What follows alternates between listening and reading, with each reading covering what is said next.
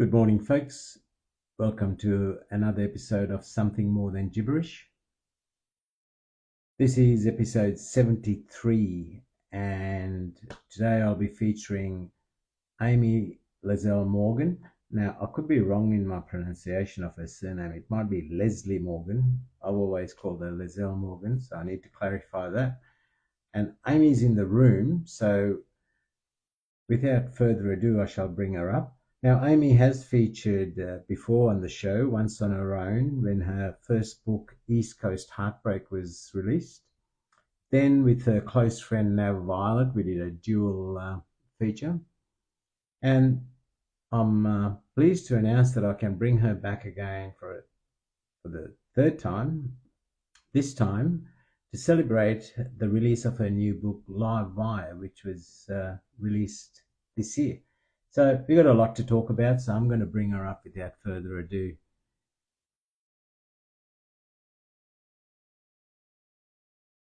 To this lady, and looking forward to hearing work from her new book. Hello. Good morning. How are you? Oh, good. How are you doing? Yeah, very good, very good. I've just got back from a trek in Nigeria, and Oh, so nice.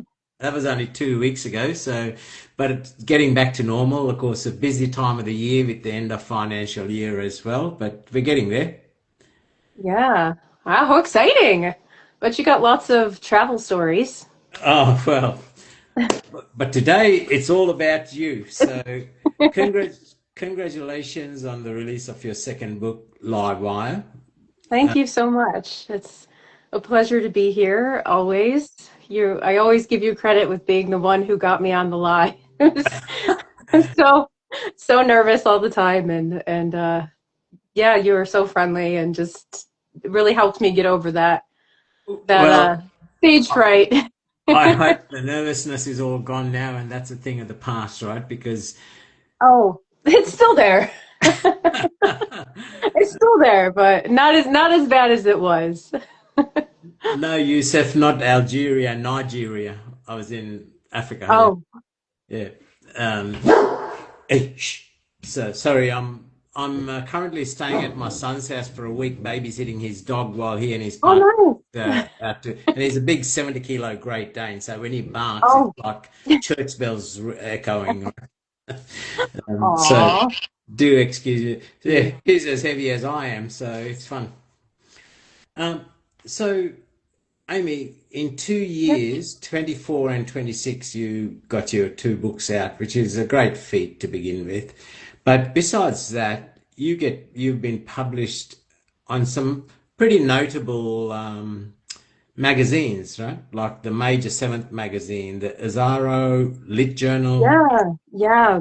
Wonderful. Just so in awe of these publications and so happy to just have pieces chosen to be a part of it. This year I got in, yeah, like the ones that you mentioned, Major Seventh, Azarão, Gypsophila I've been in.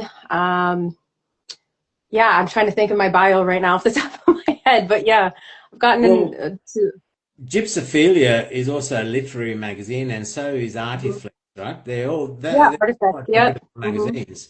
And Yeah. I always I give more credit to some of these magazine publications because you got a panel of editors that your work needs to appeal to for them to reach out to. When we publish our own books, we believe in it. We Yeah. secure a publisher and we publish it or self-publish, whichever the case. But with these magazines, I mean, I've been published in a few before, like Authority Magazine and so forth, but I know they've got a bigger panel to please or that the work's got to appeal to. So that's a huge credit to your work. Thank you. Yeah, it's been really exciting.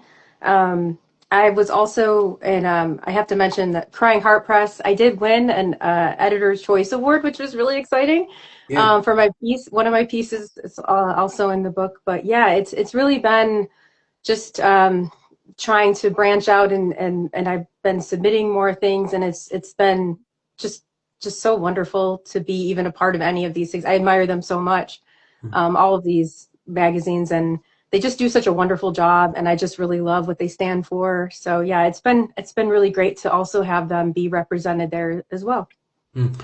And one of the things, I mean, I've been quite familiar with your work. I've got Heartbreak, East Coast Heartbreak on my shelf. I haven't got Livewire as yet. But that, and also through your posts that I've read on lives or that you've shared on my shows and so forth, I like the breadth of the topics that you write on. It's not focused just on pain and heartbreak or love, or you write some great pieces even on places you visit, inspired by the photographs or the places you visit, the holidays, the treks you take, the breaks you take. That inspires, clearly your inspiration comes from a wide array of topics, which is great. Thank you. Yeah, I feel like like when I write, I like to write very cinematically, and I kind of like to take everybody along. And there's been a lot of, yeah, the places are definitely a character almost in the pieces as well. So there's a lot that it encompasses from, places that I've been or music that I've listened to. So I appreciate that. Thank you for saying that. The other thing, I've really enjoyed some of the pieces that you've written based on, inspired by the lyrics of a song. And I know you've got a very wide taste in music, which aligns a lot with me. I love, I think Yes. we align on our taste in music. Yeah.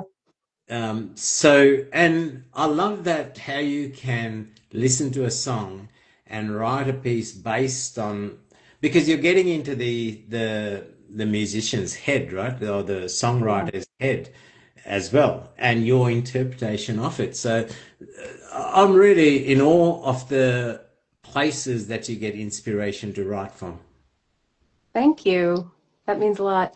I It's was gonna tell you, I know you said my name too earlier, and you were asking the pronunciation. It's not spelled anything like it's pronounced. It's Leslie. Leslie. So Right. yeah, yeah. So I know you said it before. It's spelled like how you pronounced it, but I know like when you said that, I was like, I'll tell you because I don't think I've ever even like written it phonetically before. But yeah, it's not spelled anything like it's pronounced. But yeah, So here's a secret. So I've known you what 2, 3, probably longer years. longer than that, I Yeah. think at this And I've point. always pronounced it Laessle because here, Yeah. Laessle is also a first name spelt exactly the same way. So Okay. my brain thinks Laessle. And Yeah. then very recently, I heard, might have been Denise from Noble Heart, who pronounced it as Leslie. And I go, oh, have I been saying this poor lady's name wrong for 4+ years? I think that I just get used to it, so I don't even say it it doesn't bother me at all. You call me whatever. It shall be Leslie from now Yeah, on. it's Leslie. It's like my first name. It's Giles, Giles. It gets pronounced Giles, Gillies, Gilles, I Giles, bet. everything under the sun. Right? So depends on which part of UK you come from or which part of the world. Right. If you stem from the Asian areas, it's Gillies or Gilles. So yeah. Or if you're French, it's Gilles. So there you go. Yeah. Yeah. Yeah. Yeah, So but yeah, I'm sorry. no, you're all right. Go on. Oh, I was just gonna say about writing. Lately, a lot of my pieces have been inspired. We've always talked about music. I think that was some of our earliest conversations that we had. And I just absolutely, me, I love talking about anything music. And this year just happens to be like this really epic year because my most famous songwriter, my most famous musicians ever they're both touring. And I couldn't believe it. Because I was just like, both of them, one came out and then the other, I was just like, oh, this is just amazing. So I think there's always been a lot of inspiration, even with the book. Somebody gave me such a great idea. I can't take credit for this. I have to give Chase the credit for this because he has some really beautiful books that he has, and I'm going to plug his books now. He has Coffee, Wine, and Chocolate. Each one is a book, and he paired he did pairings with them, which I just thought was so incredible. Mm. They have music that he pairs with them. So a lot of the songs a lot of the poems that I wrote in this book, there's always music playing in the background. I'm usually inspired by a piece of music. So I was like, I'm going to make a playlist, for this collection. So I have to give him the credit for that, though. But it was such a fun time to make up the playlist that went along with the poetry. So you can, hop on Spotify, and if you want to listen to the music I was writing to, each piece was written to a piece of music. So I thought that was a cool, like, extra level for Yeah. this one. Well, it pushes your creative thinking further too, right? To do that. Yeah. Yeah, just another sensory aspect of being immersed in the imagery and the sounds, and yeah. The That's another thing you share in common with your good friend Nav as well, right? She's a bit of a groupie as well, but she seems to like the heavy metal side of things, and you've got that your genre sort of extends off to the 70s, 80s. Yeah. Yeah, I kind of am all over the place. I think a large influence for me was growing up, especially I got really into the Smiths. Yeah, And this was just very, very influenced and a lot of the 80s music and the new wave and in the 90s alternative, which now it's indie. So I think that I just really have been, and even, all kinds of genres of music. Just, yeah, I love all kinds, as you well know. yeah, I could sit here and talk about it all day long. yeah. Now, also in the music, not only are you an avid follower and with wide tastes in music, you also are participating in learning the bass guitar, and you do Yes, dance. yeah. So yeah, I've always wanted to. I could play like piano for a little while, like growing up, and I've always really musically wanted to play an instrument. Um, and my cousin got me into the bass guitar. Like he was like, this is. I think you could pick this up. And weirdly enough, I picked it up pretty fast. So that became another outlet too, because it's one thing to listen to the music, but I think you have even a deeper appreciation for the music when you're also Mm. able to play the music. And I don't know, it's just for me, it just became another outlet, and I love it. I absolutely love it. So I don't play it as much recently. Life has been lifing, but I just I want to get back into it more. But yeah, I absolutely love that's another outlet that I really, really am so glad to have learned and picked up. Well, to me, I find music a very healing a medium. I've got music playing in my house 24/7. When I go to sleep, I've got transcendental or meditational music. During the day, I've got different music. If I'm focused on a document, I've got some background sort of synthetic sort of music playing, soft, mellow, transient sort of music.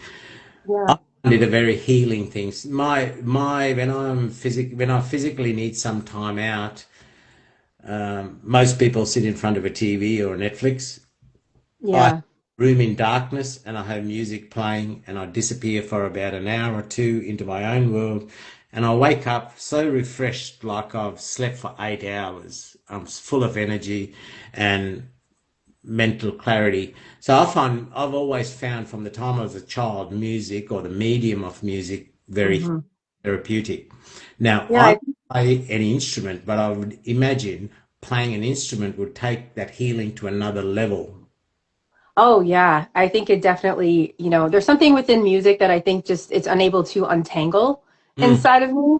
And I feel like being immersed in it and then being able to read the music and play it. And also, you pick up so much more of it when you're listening. Like, I can hear the bass tracks so mm. much better than I've ever even noticed them before, because now you're hearing all the different accompanying parts and breaking it down. It's really phenomenal. And yeah, I think music was always sometimes you feel like, oh, nobody gets it, or no, music was always a language that I felt was speaking for me, and I think Mm. everybody connects in that way to music. There's just songs that you absolutely are like, that's exactly how I feel, or that's exactly what I'm trying to express. Maybe I don't have the words to express it, but this person is expressing it. It's always been very, very deeply just part of the language for me. I absolutely love it, every bit of it. But yeah, playing it too, I think, has even deeper that appreciation for it, because you could hear it in different ways and appreciate it in different ways.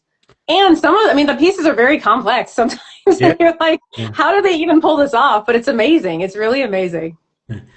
Having that keen ear for music, who knows? Maybe you might start songwriting soon because you've got the literary skills to do poetry. So who knows? We might see. I don't know if I'm that technical, but that would be a great. I would put that on there. Maybe. Who knows? Who knows? Maybe. Yes. And now with the aid of AI to give you even a musical track, just to even get the words, you think of a type of flow, whether it's whatever sort of genre it is, just to have that backing track playing while you're just to inspire the words. Who knows? You know what I mean? Doesn't not saying you've got to use that AI track but to give you the flow, the line lengths, how you think it sound. Who knows? Ragged's been doing a wonderful job on that lately. Liquid Lizard's been doing a fair bit of it. So who knows? Now the Yeah, dance. I think. Sorry, I think I have a little bit of a delay, so I apologize on my end. I don't know if it's clear. I was just going to say I have to mention one of my all-time heroes. So Gary Day is the bassist. He played with Morrissey for many years, and I got to see him live a few times. And he plays the upright bass too, which I love. I love the upright bass. There's just something about that like vintage, 50s like Yeah. sound. And anyway, long story short, they're doing a tour with like the band in California coming up soon. But I actually like followed him and he followed me back. So I was like, this is like a dream. Like that's it. I've made it. Yeah.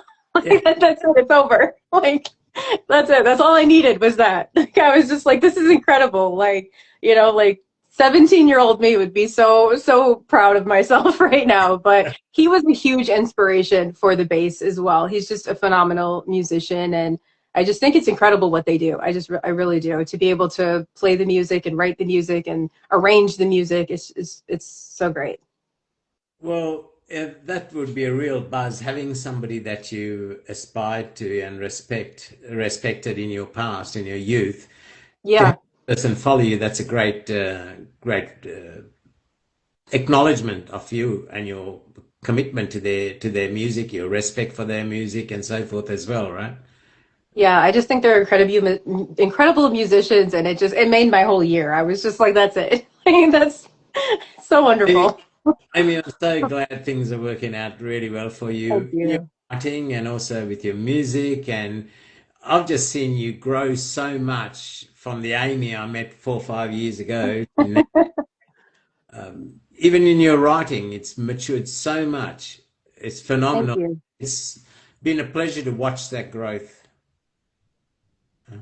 Now, I know through life you had suffered great losses, tragic losses of loved ones Yeah. and so forth. And when I met you, I think you were still very raw and healing from all that. And there was a lot of that influence in your writing. Mhm. Does that still influence a lot of your writing, all those losses and pain of the past, or now have you healed from that and now writing with other forms of inspiration? You don't have to answer. Um, I know it's a personal no, question. I don't mind answering at all. I think it's important that, I think everybody's journey is different when it comes to all of that. But for me personally, no, I think it's important and I don't mind talking about it at all. So when I first started, I think writing was a way that I was attempting to channel and just describe anything that I was feeling, to connect to. It felt just like I was, floating, and nobody kind of was like in the same space of what it felt like at the moment. And I just couldn't, I just wanted to get it out of me. That pain, you just want to get it out and just out of here.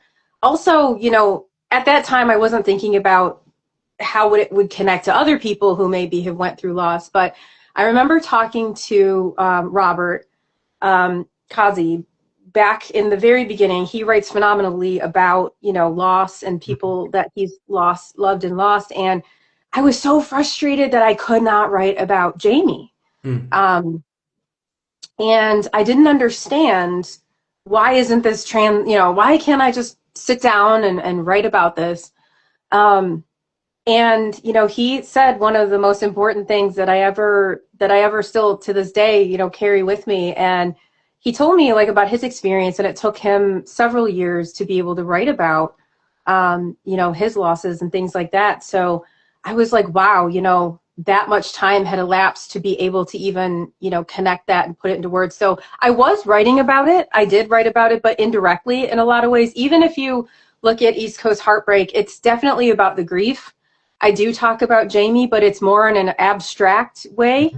I think when this book came out, I had done a lot more digging of the grief, the way that was described to me once in a therapy session was grief is glacial, and there's so much underneath the surface. And then I started connecting with more and more people who had also had personal losses, and just also reading so much other writers or poetry that connected to that.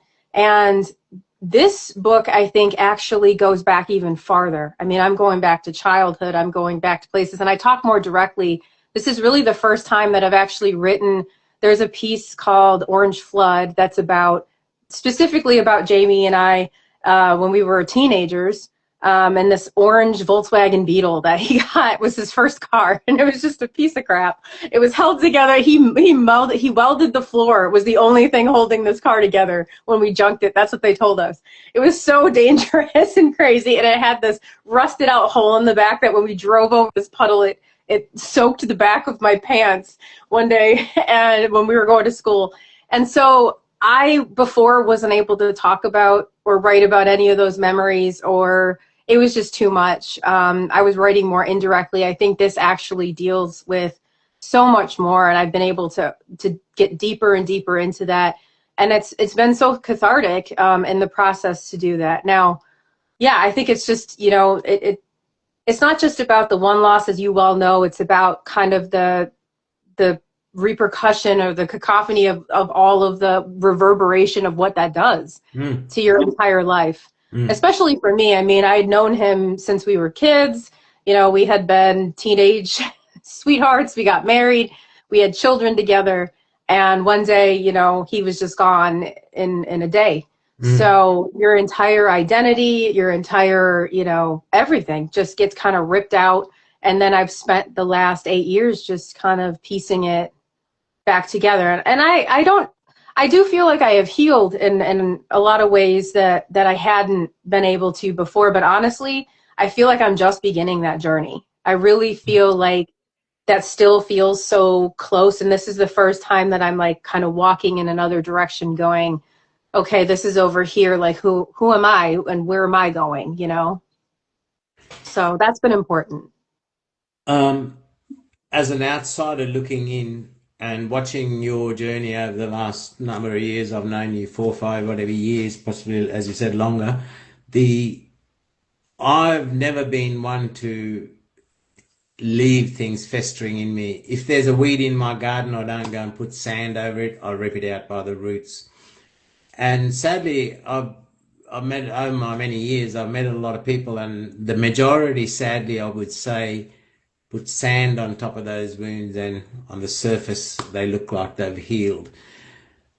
I don't think that's the case with you at all, Amy. I think you were brave enough to dig deep, even reflect, and to amplify your case. When you've known somebody from childhood and they become your life partner, it's like losing a lover, it's like you losing a good friend, it's like losing a sibling. It's like many things rolled into one, as to somebody you meet in adult life, fall in love with and marry. You've got a whole history of your growth. That person was by your side as you grew through adolescence, as you grew into as an adult and as a parent, right? Yes. That's a long journey. I think you were brave from my perspective, and I'm quite an astute sort of in engaging and understanding people through my, that inner knowing, sort of, let's say. I think you have been brave enough to get into it and dig up every aspect, as you said, those childhood memories of the orange beetle to the whole journey, and that's a healthy way of healing. You're not healing at a superficial level, you're digging deep and pulling out every aspect, facing it, learning from it, discarding it, learning the next piece, discarding it. And I think you have grown in more ways than you give yourself credit for. But the healing, some memories, even after you've healed, you'll still hold those memories, but instead of holding those memories with grief, you hold those memories with joy and celebration that came out. The memories don't disappear, but Yeah. your perspective of it and how that sits in you changes, which is your growth. Yeah, I think that there, was so much going on at that time, and it was such a momentous loss on so many levels. I don't even think that at the time, really comprehended it. It was just a loss of so many things that, in the very beginning, I channeled it through, I would text him every single night, and I would just write these huge text messages to him.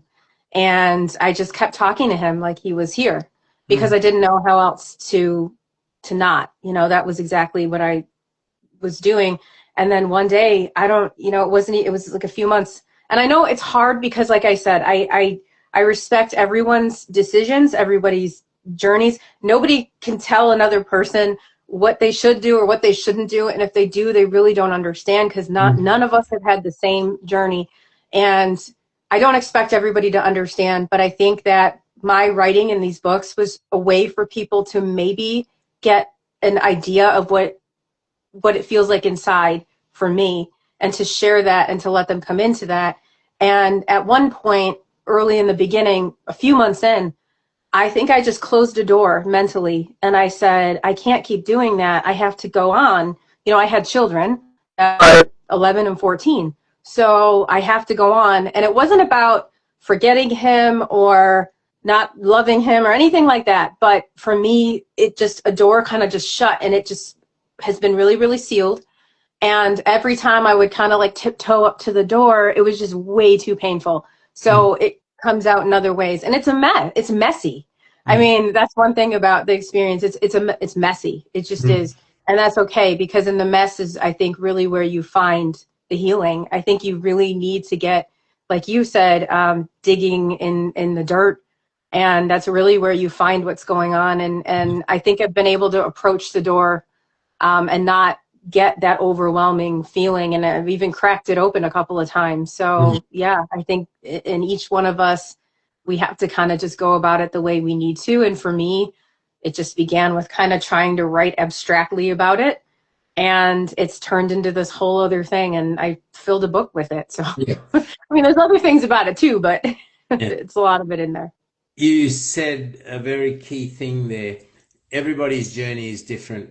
So I write on similar vein to yourself, and I don't expect anybody. My recipe that worked for me is me, because I'm the only one who sees life through my eyes. Right. But what I hope that in detailing the narrative of my journey through each experience in life, that in reading that, it can trigger the reader's thoughts in dealing with whatever they're dealing with, whether it's loss, whether it's family members, whether it's lack of success in passions, or whatever that case might be. If it triggers their own thoughts to come up with their own recipe on it to deal with their challenges in a positive way, then Yeah. I have succeeded. I have achieved what I wanted to from my writing. Yeah. Somebody say 1, 2, 3, 4. This is what Rainier did, so this should work. No, it won't. Right. Yeah. No, I think that it's kind of like a two-way street. I was just talking to a friend about this today. This friend, he plays music, and sometimes like I'll get these little messages and it'll be the music. And I said, it just, it really helps like heal my heart to hear that. And, he was saying like, thank you for saying that. But he's like, it's also, healing for me to be able to share that with people. So it's like this, we're giving and receiving at the same time, which I just think is beautiful. And yeah, I think, sometimes when I hear people, I think it's pretty amazing when, someone will just like send you and again, like we talked about last time, you don't know who who you're actually reaching to, and that person might really need this, and you might never ever know that you actually touched them, during that time, and I mean, you know how that pain feels. So sometimes they don't even know how important. Like sometimes they could have saved us that day. Like I think it's so monumental. But sometimes you do hear, and sometimes when I do hear, hey, I just wanted to let you know, like I read your book to one of my grief groups. I mean, I'm just like really really touched by that because yeah, I think it's it's so meaningful because I think that's how I started connecting too with people and with pieces and you need to hear that. Sometimes that just is what pulls you up, especially when you're so low in it and the cycle and the waves and the grief and all of it.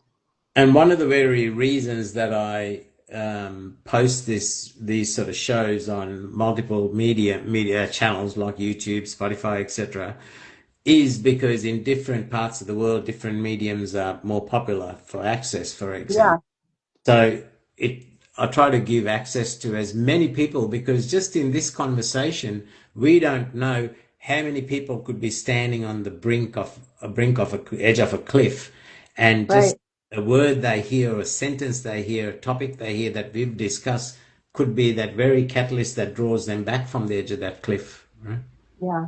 We I never know. think art is amazingly important Mm. and I just it's saved me more than once. So I just, have so much respect for anybody um, who can open themselves up. And it's such a vulnerable form of sharing and just catharsis that for me, it's been a journey. I don't think the journey's completely over, although there are days where I'm like, I'm done. Like, that's it. I'm never writing again.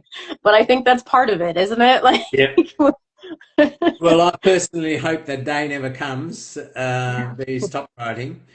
And the other thing that I give you a great deal of credit for is that big turning point in your life came.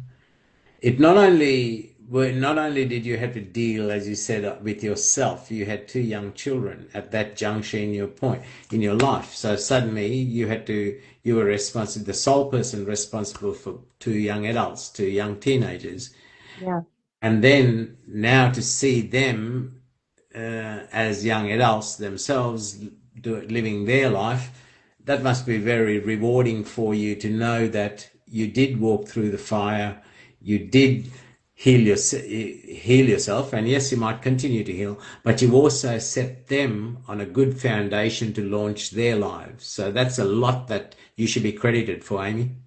I appreciate that. I think at the time I felt like, I have I had to do it, that's what you have to do. Mm. I didn't even think about it, just was like an automatic pilot. And I mean, it was really tough. And it's funny because my oldest son, um, he was over the other day. He got married last year, if you can believe that. But he was talking to me about, the tougher times where, we were kind of like, how you're you're bumping heads there, and just the difficulties of everything that we all went through, and Yeah. kind of how we all experienced it in the same house, because totally different experience to lose a father, to Mm. be the oldest son, to be the youngest son, to be me. So we all experienced it in such vast different ways. And him just saying that he kind of, it was really sweet and endearing, and was saying, that I know you kind of like, I know you did your best. I know that tried to do the best that you could. And they actually came with me to when I did the book launch for this book. And my youngest son actually read one of the poems that I had written.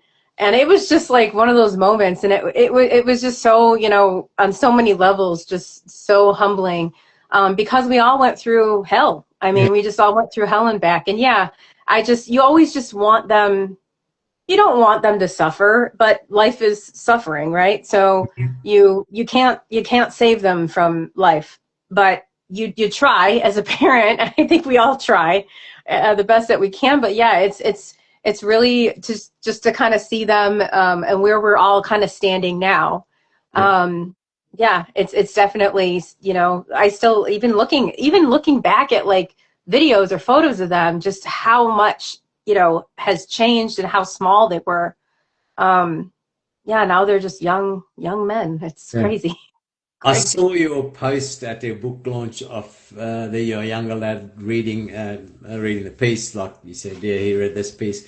My heart swelled with so much pride for you, and I could imagine as a parent what that would have felt like for you, you know. Yeah, I think the one that I posted actually was my friend Jeff. He read one of the poems. Oh, Um, yeah, he was the one that I think I posted. Uh, yeah, I've known him. He's been I think I've talked to you before. Like I took up dancing after the loss, and he's actually the person who's my dance instructor. So yeah, he's been along for the ride. That's another whole outlet there with dancing. But yeah, Miles did read one of the pieces, and he's just like me. Like when I was like, I don't want to get up in front of people, but even with the kind of like anxiety about getting up on the mic, he'd never done like an open mic or anything, and he got up there and he did it, and it meant so much because he was really, and they said, like, I'm really proud of you. It was so nice to see all these people come out for you,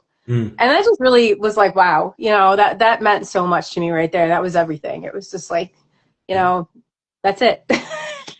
Look, and as a parent, especially you having to take the helm while they were in their adolescence or the years, and bringing them to setting them up on this solid foundation, you got a lot of credit. But then for them to support and to come and to respect your now passion and your growth as an author, to have them come and support you at a launch to recite something, that would definitely, as a parent, would swell your heart. Yeah.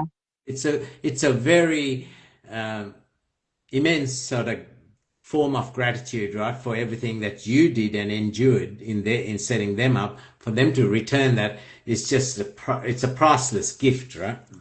It definitely, yeah, Yeah. priceless. It definitely was. Yeah. Amy, I think as I said, you've got a lot to be proud of yourself for the journey you walked through and for the path that you're continuing on, and to not be a prisoner of the hurt and the bitterness and the hard done by injustice, I guess, but to instead to grow from that and continue to blossom to be the best person you are. And I, for one, in the short time I've known you, relative to, 5+ years or whatever, it's a relatively short time, but I've witnessed seeing you grow, and it's been a pleasure to see that. Well, I appreciate that so much, and it's been a journey for sure. I think that we're always growing, and like you said, I mean, do we ever figure it out? Let me know because I don't think I feel like, oh, I'm gonna figure it out next year, and then it's just like I feel like I'm more confused sometimes, and I'm like, maybe this is the riddle. Maybe we just keep going deeper and deeper into not knowing until we figure out the answer is we just don't ever figure it out. But yeah, I do feel like I'm constantly on, I think there's a constant evolution in so many different things, and that's what I've really been trying to do is just I've really been trying to evolve as a writer. I really respect a lot of the writers that I absolutely just inspire me, or I've gotten into a lot of cool things like you talked about. I've had a lot of people that I just absolutely admire, just connect with me, and it's just been really wonderful to feel, that I was able to reach that. I didn't really think I would get there, I was like, I don't know, but yeah, it's pretty cool. I have to say that it's pretty cool. That's the beauty of life, right? I've Right. been walking this earth for over 6 decades, and I'm still learning things, right? You peel away layers of the onion, but there's always Right. a layer. Yeah. in primary school, you learn to add one and one, then you're learning to add letters. Then, life goes We're on. going in the reverse now, right? It's like, I guess like people are like, you don't care as much at one point about certain things. And I'm just like, well, maybe that's a good thing, you know? Yeah. So I think Well, we're always on some journey and here we are in this moment in time and it's so amazing that how we cross paths with certain people and what brought us to this moment. It's just, yeah, I can look, get really deep into the well, to me, one of the biggest drivers and one of the biggest journeys is love. And we start by learning to love a mother, then we learn to love siblings, we learn to love people within that home, family. Then we begin to adapt and learn to love external associations once we start school, to emotional relationships, to loving our children, to having learning to love people we've never even met yeah. through the bonds of Learning human. to love ourselves, I think, has Yes, been one of the biggest ones, right? that's been one of Yeah, that's the hardest one. It's like I can love the other people, no problem. It's just, yeah, that's what 100%. about me? Like I have a hard time with that. Same here. I can, I've always been that empath that's been there for everybody else, but I'm last to be there for Yeah. me, you know. So I think we should, Amy. I love chatting with you. I love because Mm. I find our conversations do touch profound sort of subjects and topics. But this show is all about showcasing you, and let's should we? I think again, it's your show. You can take it wherever you like. But I think perhaps we should start exposing um, Sure. your new Live book. wire. And yes, I have it right here. Yeah, this was a fun journey, just creating it, creating the cover. That was fun. That was a new journey for me.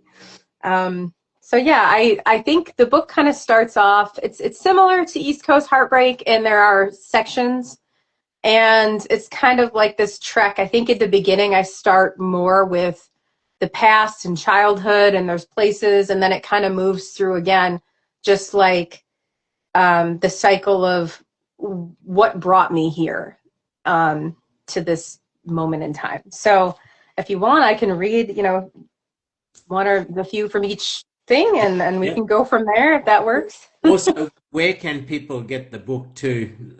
Where's it? Oh, yeah. Yeah. You can get the book through Amazon, through Barnes and Noble, through bookstore. I think it's bookstore.org is what it's called. Um, those are the main places that have the book.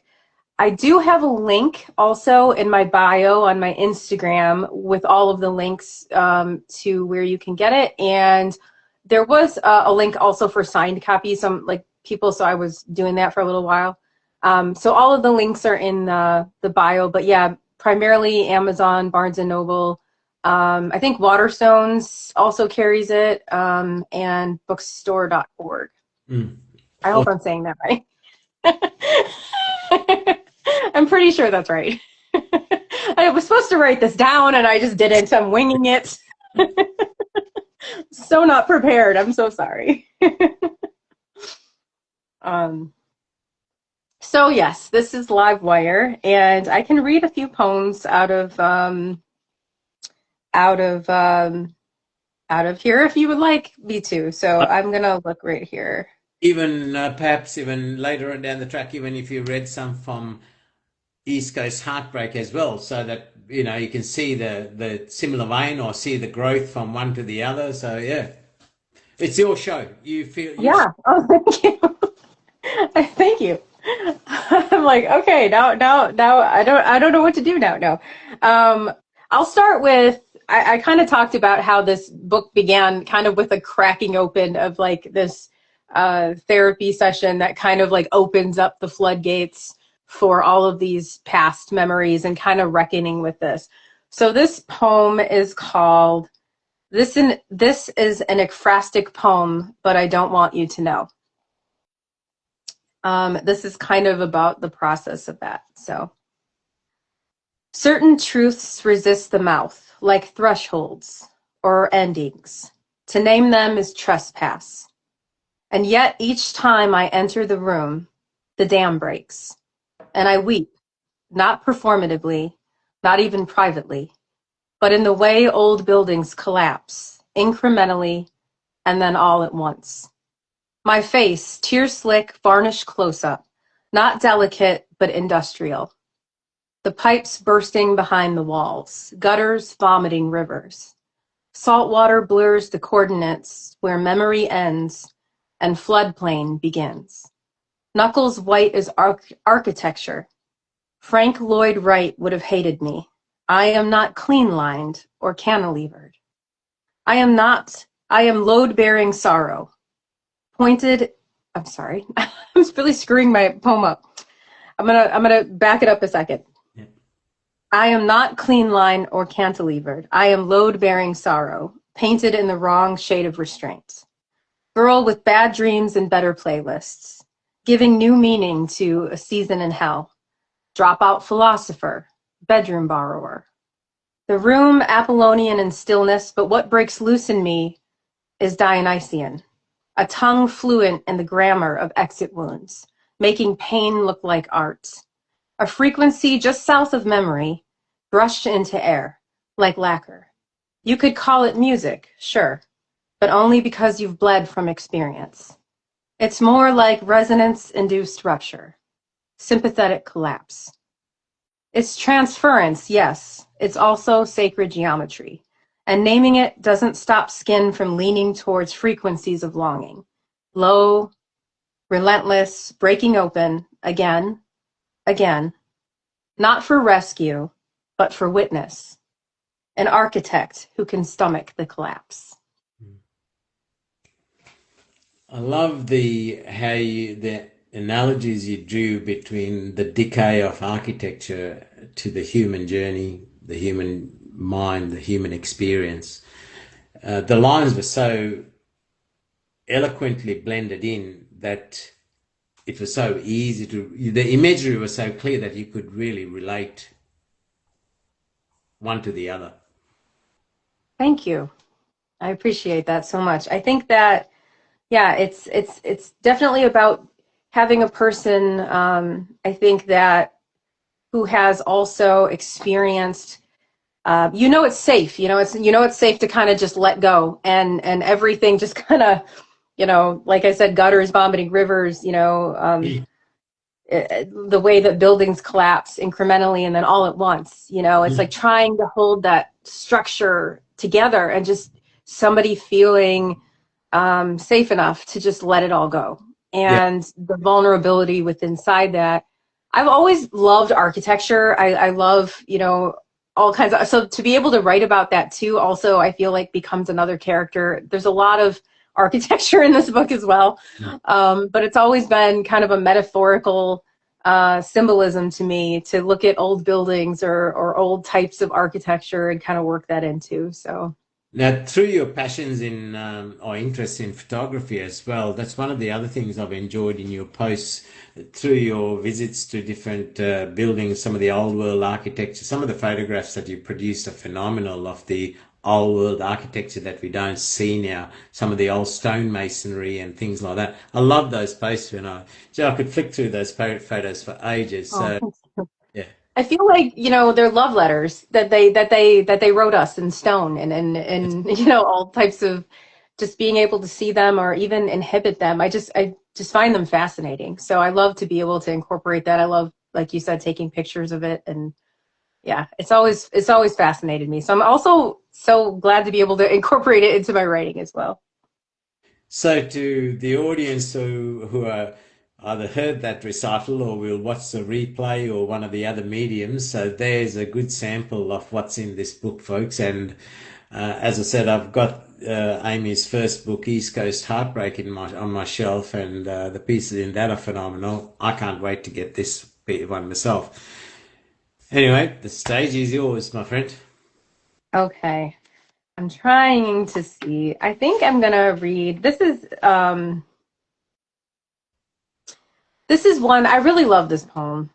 This one's called Detroit, October 24th, 1996, Fall of the Hudson Building.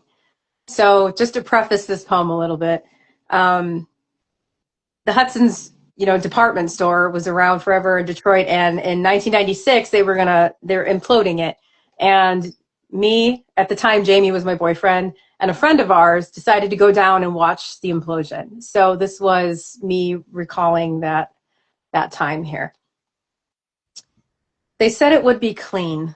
5:47 p.m. to minimize shadows, as if dark was the problem. Hudson's was already dead. 19 stories of boarded up red brick ghost breathe mold. A mausoleum for everything we were told to want. When the charges fired, I watched each floor implode vertebrae by vertebrae. I watched it fall. I watched it fall. I watched it fall, and I learned what endings sound like. Seismic. Choreographied obliteration. Revitalization as desecration. The only thing I'd seen fall harder than that store was my grandfather 2 years prior. He crumpled slow like a church steeple, surrendering from the inside out. Hudson's was swift, but the sound was the same. Windows shattered 6 blocks away. Dust spilled like afterbirth across streets.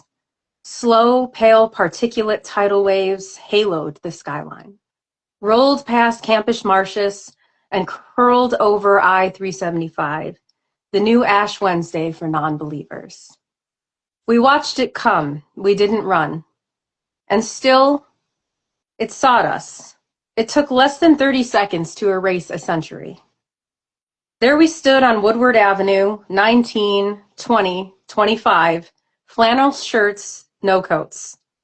Choosing October's firelight more than feeling its burn.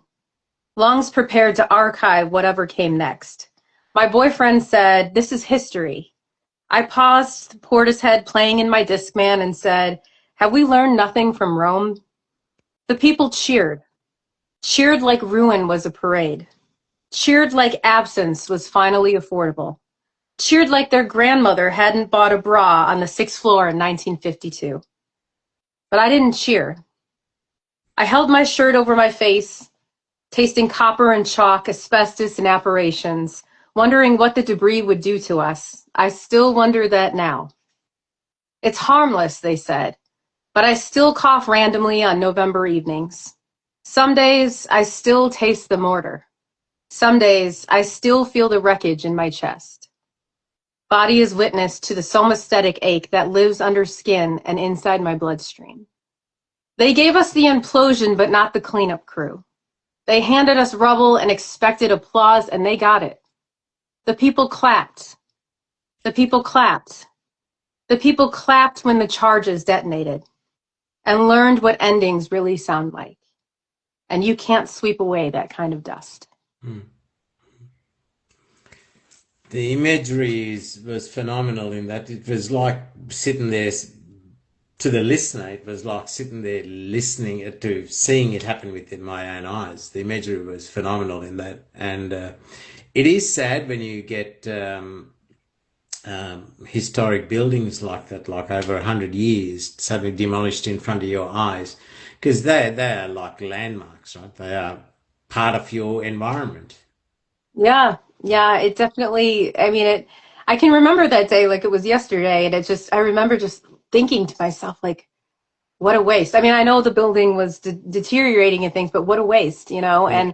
And the people were so happy. They were cheering. Why are they clapping? This is so sad. This is so incredibly sad what we're losing. But Yeah. I don't know, it just stuck with me. And I think that became kind of like very metaphorical as the years went on. So yeah, I really connected, Yeah. and especially to be able to talk about like, I talk more about Michigan and my hometown, things around my home state of where I live now. Whereas East Coast Heartbreak was more of, escaping to the East Coast, which I absolutely love to do. I love the East Coast, as you know, but there's more pieces I think in here that are also about my own hometown and my own, home state. The you just gave living proof of the comments I made before about the wide array of topics that can inspire you, from personal grief to watching a historic building being demolished. Really, you gave credence to your talents there, Amy, as a writer. Thank you. I appreciate that. Um, I think I'll go one more from this section of the book, and then I'll move on to other stuff Yeah. if that works. Okay, this one is called Midwest Prophecy. This is about our honeymoon. We went to Indiana, Fairmount, Indiana, because we were obsessed with James Dean, and we wanted to go. We wanted to go to his birthplace and to the town, and it's such a beautiful, incredible town. If you ever go there, his cousin still owns the farm. They take you all around, and they're just the kindest people who've ever existed. And I can't say wonderful things more about the town. But yes, this was kind of like our trek to that, to be close to that, to that person, and the irony of kind of what happens from standing on James Dean's grave to flash forward to now for me. So this is Midwest Prophecy. The Indiana sky held its breath that summer. Fairmount was 97 degrees and counting. Everything sweating, the windows, the road, the inside of my thighs. We were sun-sick and newlywed, driving on fumes and vending machine sugar because James Dean once lived somewhere near Corn. A pilgrimage to a red brick town where the post office remained proud of its hours and sidewalks remembered the shape of Memorial Day parades. We stopped at Casey's for red carnations for Jimmy. Everyone here still calls him Jimmy. That makes him theirs. I wore a pale blue dress with the straps that kept slipping from gravity or omen. I can't be sure. And you took my picture with that click-wind plastic camera. Cheap lens, soft light, click, wind, click. He's beloved there. You feel it in the careful trim of cemetery grass, and in the eyes of the cashier who wrapped our carnations. They speak of the way he smiled in the cafeteria line and once skipped gym, like he's still walking somewhere down Main Street, and not at the top of the hill, his name clean and shiny from years of worship and residue, hands in Marlboros and dimes, and the smear of red lipstick drying in the sun. I knelt on a baptism of heat-struck grass years before I understood the kind of scorch that grief leaves, and wrote a confession on the back of our hotel receipt in crimson ink, dotting the I with a heart I wasn't embarrassed by yet. Folded the paper into something small enough to hide and slipped it into the soil beside his name. A seed I pretended could take root, as if the ground kept secrets, as if boy saints bothered to read cursive. We were happy then, or something dressed like it. Death still felt romantic, like something we could borrow and give back. How cleanly cruel, the first thing to fade was what we thought would last. There was nothing sacred in that Indiana soil of red-bricked devotions, where we knelt like believers until we were shown a prophetic truth, when the flowers wilted and the photos never developed, that nothing gold can stay. I love that your appreciation of the old world and the value you place on people in our history, right? That paved the way for us. Whether it's the movie scene, whether it's the music scenes, whether the environment we live in. People who paved those ways, and it's great to see, in my eyes, somebody young like you who's got that respect for that and appreciation, so much so that you can write about it. You could make a memorable event in your life, like a honeymoon, to be to a place like that. Yeah, we were so excited to just go and be, walking in the steps of all of that legend, during that time. And I've always had a vintage heart. I think that from in a past life, I'm very in love with all things vintage. So yeah, I was deeply, deeply. We were so just moved by being able to be there, and nothing gold can stay. I know that's actually what's a line from Robert Frost. Like that is what's written on Jamie's grave. I know people reading the poem don't know that. Um, but that I felt was fitting, you Yeah. know. Yeah. And so yeah, it's both a beautiful memory and a very sad one at the same time. So, but yeah, it like you were talking about being able to kind of like connect to those memories again and be able to write about them and smile and like laugh and just like I said, we were just kids, you know. Yeah. We were in our 20s and we were just wanted to see James Dean and be close to that legend and that, you know, it was Well, just it's also great. You can see why you two connected even at such a young age because you had very similar interests on what as well in many ways, right?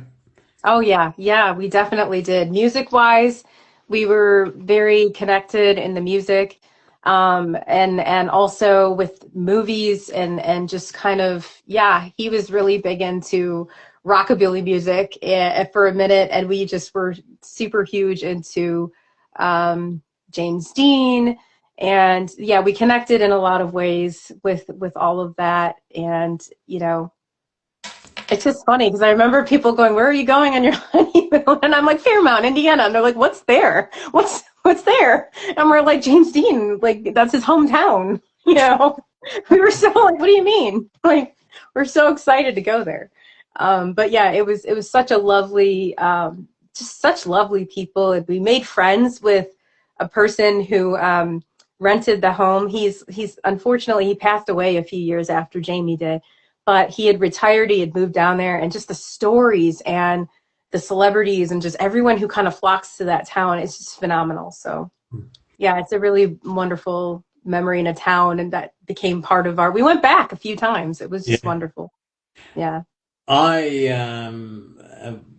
can relate to that in many ways because well, back in my era, like the old Jerry Lewis movies, when you wanted to laugh, you couldn't beat this guy. Yeah. And I wasn't exposed to a lot of his music, and I had the opportunity, must have been early 2000s or late 90s, early 2000s. He was visiting Melbourne. He was 76 at the time, and he was performing here at the at Crown Casino or the entertainment Oh, complex where I was working, and I happened to. He came into the VIP area, and we got talking for a while, oh and wow. seeing this. Tell you what, in conversation, he belted out a couple of bars, right? No, Wow. the power of his voice, which I never had seen other than on albums with Dean Martin and so forth. I'd never seen felt the power of his voice. And at 76, his voice was still so strong. I was just in awe of the guy, respect for his talent. And at 76, right, that's pretty phenomenal. Yeah, And that is he phenomenal. at that age. That's But amazing. to meet that person that I used to make me laugh as a 9, 10-year-old kid, was Oh 5 yeah. years later was yeah, pretty amazing. Dream come true, I bet. Yeah. Yeah, I just yeah, it's really cool to be able to connect that part, you know, that part of your life with this part of your life, even though you're meeting them in a different part. But that's so what a cool experience, I bet, you know, just to be able to be in his presence too. While I was working at entertainment complex, I was very privileged to meet and chat to many, many people that, sometimes movies and musicians, they're quite surreal, right? Only a musician, unless Yeah. you go and watch a live gig, there's something on a video clip or something, or movies, particularly, But I've been really Hmm. privileged to meet so many people like Tom Cruise, like Pink, Wow. um, Oh wow. the Whitney Houston. I saw Wow. I saw her drunk at a bar falling off stools because she was smoking cigars and drinking You got whiskey. stories. Uh, but yeah, I was privileged to meet a lot of sporting people and all because our work was quite an entertainment complex. And when they visited Australia, if they were performing, they always came into our VIP area, and That's great. so yeah. But meeting them in real life is phenomenal. Yeah, Yeah, that even is even very, very, very cool. Jackie Chan. You met a lot of people. You met a lot of stories. I'm trying to think, I haven't met too many famous people. Um, But one of the funny stories, really quick before I move on to the next one. So you know the movie Karate Kid with Yes. Ralph Macchio. So Ralph Macchio is like giant crush of the 80s. I love Ralph Macchio such, and he was coming to Comic-Con. I think it was last year or 2 years ago now. I think it was 2 years ago. Anyway, I was just like over the moon excited because there's such nostalgia there, and you just Yes. connect. A part of you just always connects to that. Like you said, it doesn't matter what age you are. So I was able to go through the line and meet him, and I was just like, I didn't know what to say. I was just like so starstruck. He was very nice, and he was probably just very annoyed with having to go through the whole thing because just signing all these things, and I'm just thank you so much. It's so nice to meet you. But then I have to like pan up a little bit. So the other guy, William Zabka, who was Yes. in the movie Johnny. He was next to him, and he is the nicest person that I've ever met. The nicest Yeah. famous person. He was just so kind, so nice, super cool. We want to take photos and just talk to me for a minute. I was telling him about, writing and stuff like that. And so I also really loved William Zabka, but he is just the nicest celebrity I've ever met. So I just have to say that. So he signed his picture and wrote "No Mercy." That's what he said. Amy, no mercy. Like, take no mercy. And I was like, that's going to be my motto now. So just very cool. But anyway, there is a poem that I'm going to read. So those other ones were kind of heavy. This one's kind of satirical, kind of going along with the whole like vintage vibe and things that I enjoy. So this one's called "Ruin Me, Buddy Holly." I have I have a type, apparently. It's men with horned rim glasses. 1950s, thick-framed, Buddy Holly adjacent. Less fashion and more necessity. Soft blinks, harder truths. These help me see kind. The cost of clearness paid in syntax bent like the will of a saint. There's something about a man who frames his vision through lenses and a lifetime of hesitation. Esquivel, James Dean, Rivers Cuomo, Joaquin Phoenix, all frames and too lovely. I like to watch him remove them in the evening, how he folds the temples carefully and sets them on the nightstand only to rub the bridge of his nose. He cleans the lenses like lab work, prescribed restraints, optometry of intimacy, interpreting the world in millimeters through curved glass and conditional trust. Measure me in diopters, evaluate for curvature, declare me non-standard, circle aberrations in red pen. Let him write plus 1.75 emotionally uncorrected, and try to fix the way I scatter light, like I am dangerous in high definition. I'm not saying horned rim men are better. I'm just saying when they take off their glasses slowly, carefully, like disarming a bomb, it's because they know love is always rigged, but risk the detonation anyway. And I know it's real because the glass hazes chalk white before the apology remembers consonants.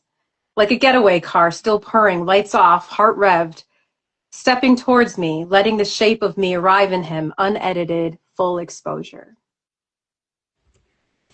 Love is always rigged but sets off the detonation anyway. Is that what that line was? It is. It's because they know love is always rigged, but risk the detonation. Anyways, yeah.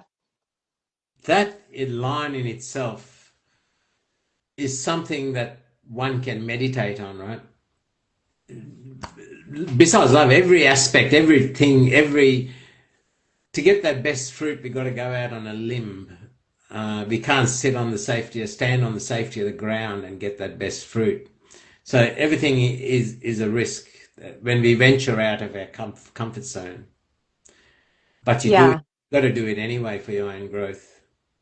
Right? Yeah. That was a little a fun one that I like to kind of twist the metaphor, and there's so many things I think I was able to weave into that personally, but just a fun write about the risk that is taken, that that they don't even hesitate. Yes. That's just that's just there for them. It's second nature. So, Yeah. but yes, also tying into the vintage theme and the thick, horn rimmed glasses. I don't know. It's just something about that. So Yeah, I'm in awe of how the things that inspire you to write, but you don't just write, how you can bring it back to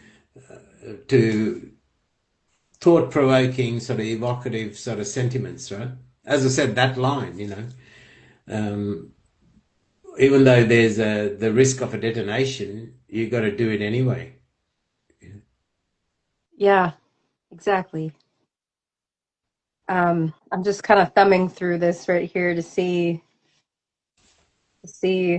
uh, the next one that I was going to read here.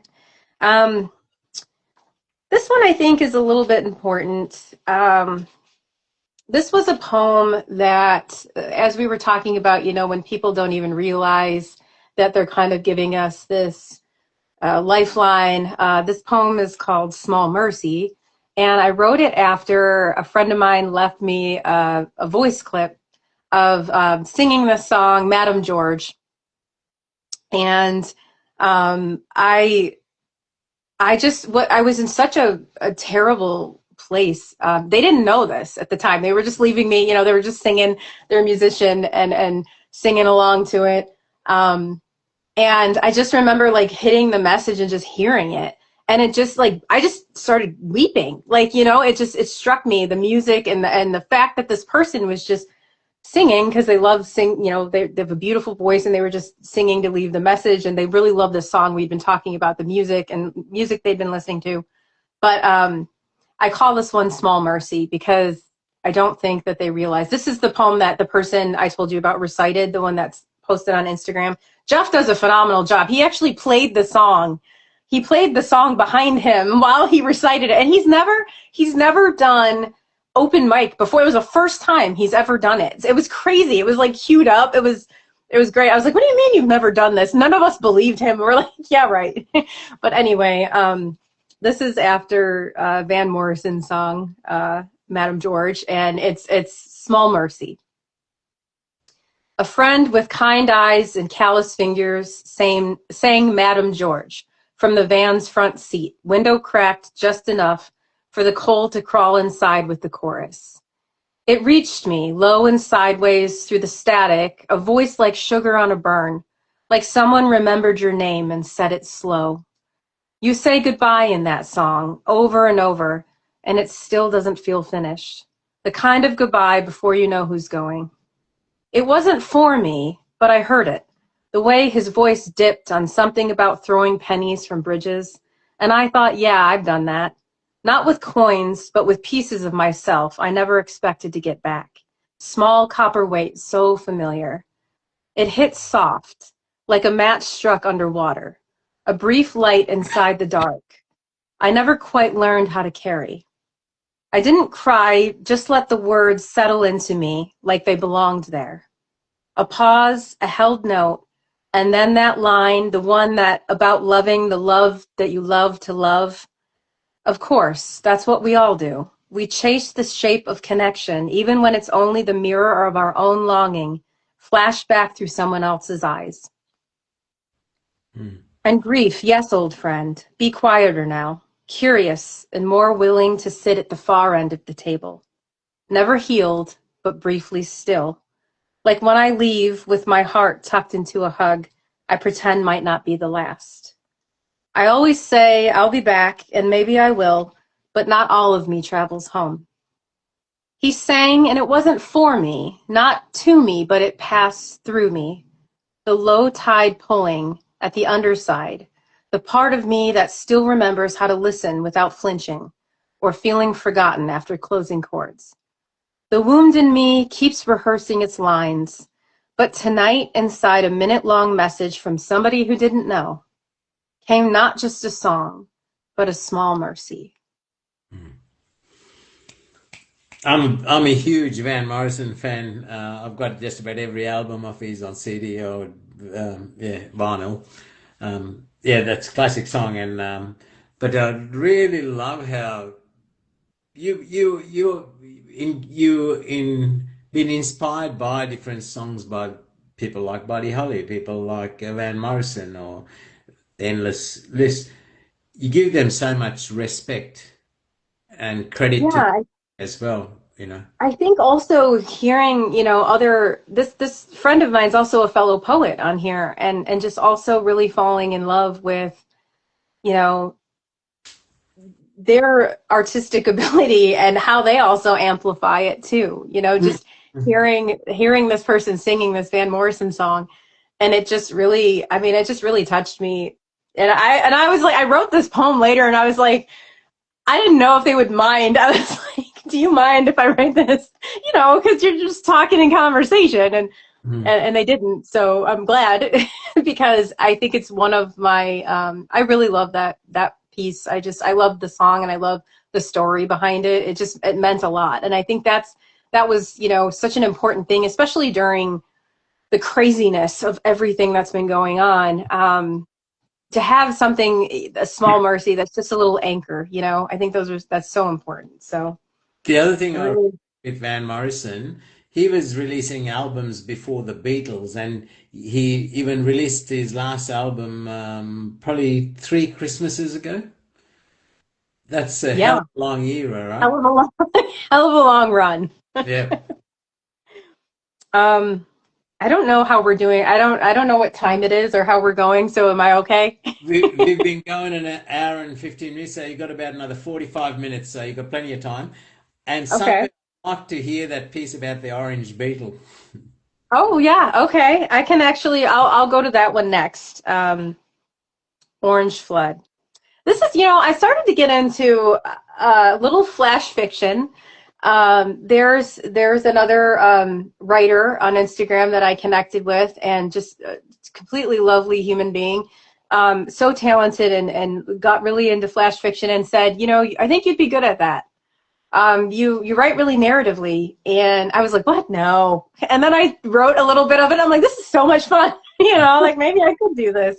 So I've written a couple pieces, nothing huge, but this is still technically a poem, but I think it's kind of like a hybrid between a flash fiction and a poem piece. So that was fun to kind of experiment a little bit with that, because most of my poetry is really long. Like most of the poems in this books are 2-3 pages long. So this is a long-winded, but kind of like in between, like that narrative piece. So this is Orange Flood. This is the one I was talking about before.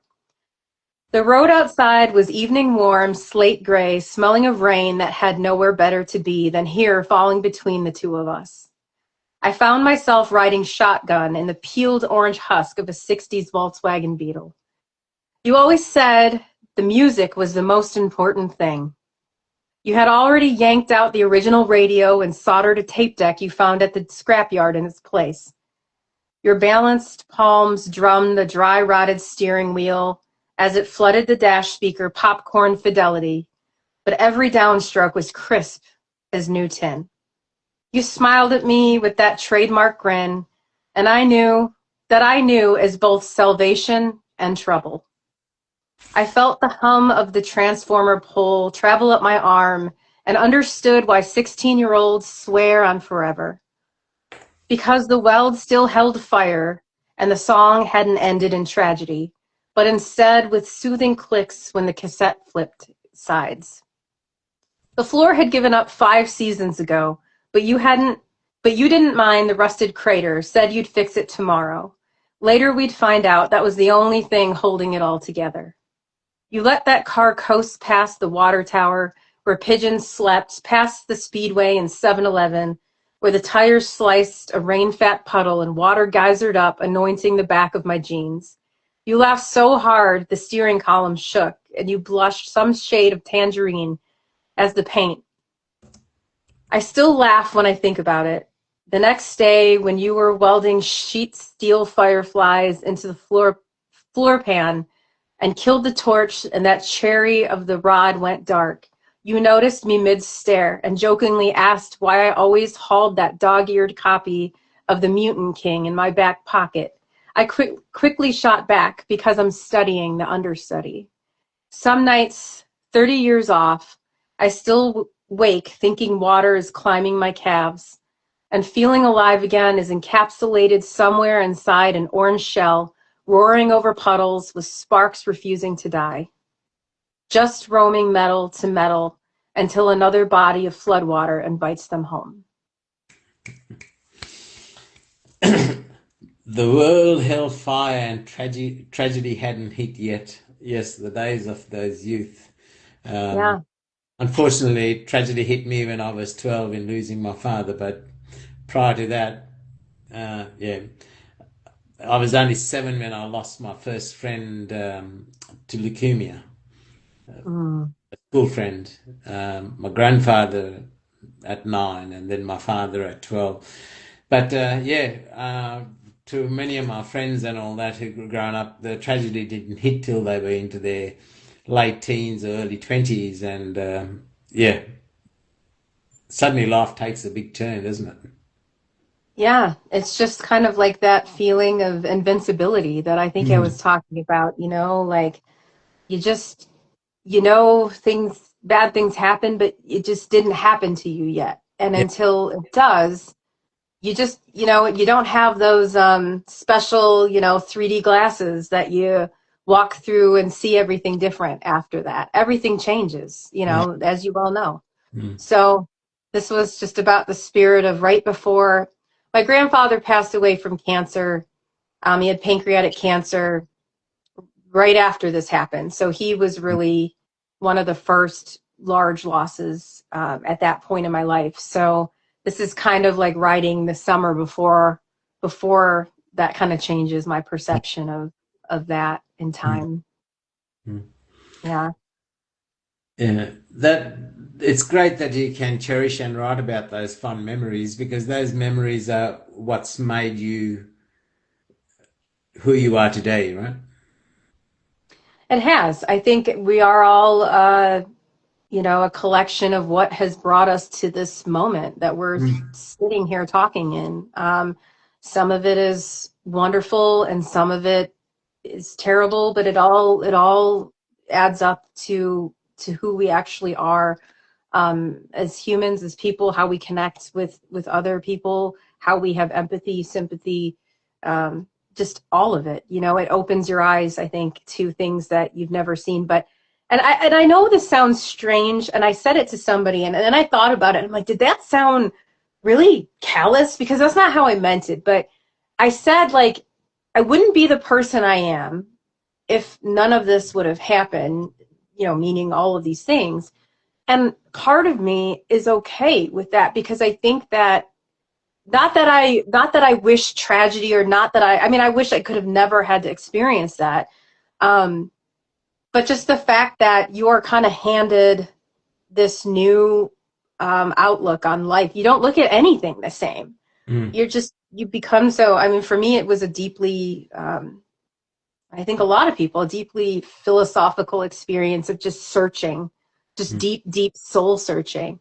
And I don't know if I would have taken that path. Maybe not right away. Of course, like I said, it wasn't meant like if Jamie could still be here right next to me, I would choose that in a heartbeat. But you don't get to choose, and you Mm. don't get, to pick that. So I think that all of those experiences have definitely created different levels of being able to go deeper than I probably ever would have been able to go before. So that part, if you were going to say, is um, we have to hold on to these small things. And I think for me, that is a small thing that I just try to keep searching and understanding and reaching deeper into myself and the outside, world, and just kind of keep relating to it in that way. I think from if you can look from beneath through the pain, and you can see that silver lining, like as you rightly said, and I don't think it's callous at all. As you rightly said, given the choice, you would rather have Jamie here. Given the choice, I would not have lost my father at 12. Right. But if I was to look through the sense of loss and the pain, by him because we had a close bond, and by him not departing so early into my life, I probably wouldn't be the person I am. I fear nothing. I don't let fear or um,